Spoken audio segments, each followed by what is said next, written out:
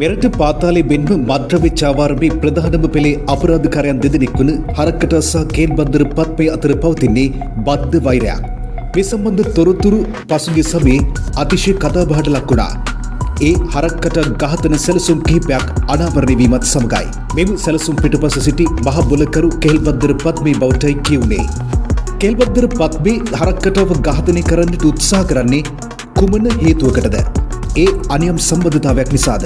එසේ නොමැතිනම් පාතාලේ ගෝඩ්ෆාදර් කිරුළ තමන් වෙත ලබා ගැනීම සඳහාද? මේ පිළිබඳ සම්පූර්ණ වාර්තාවක් දිවයින ඉරිදා සංග්‍රහයට හේමන්ත රන්දුන විසින් මෙසේලියා තිබෙනවා.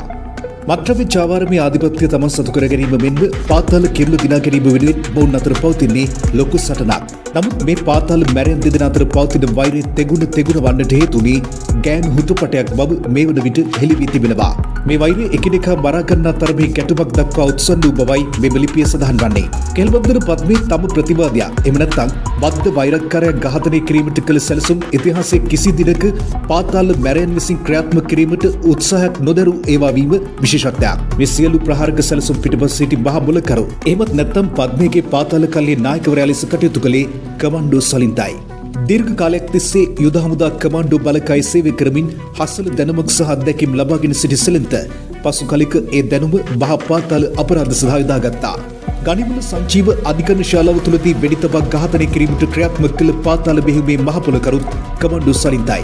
සංජීව ඝාතනයට ක්‍රියාත්මක කළ බෙහෙව පාතාල කල්ලයක් විසින් ඉතිහාසයේ එල්ල කළ ඉතාම සැලසුම් සහගත ප්‍රහාර කිහිපෙන් එකක් ලෙස ඉතිහාසගත වනවා. පත්මේ සහ හරක්කඩ අතර පැවති වෛරය උඩුදුවන්නට හේතු වී තිබුණේ අනියම් ඇසුරක් සම්බන්ධයෙන් ඇති වී තිබූ ආරවුලක්.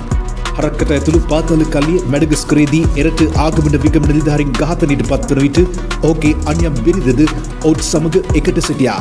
ඒ වන විට ජාත්‍යන්තර රතුවරින් තුනෙකුත් කර තිබුණේ හරක්කඩට සහ කුඩු සලිඳුට පමණක් නිසා ඔවුන් දෙදෙනා රඳවාගෙන සෙසු පිරිස මුදා හැරීමට මැඩගස්කර ආගමන විගමන නිලධාරීන් කටයුතු කර තිබුණා.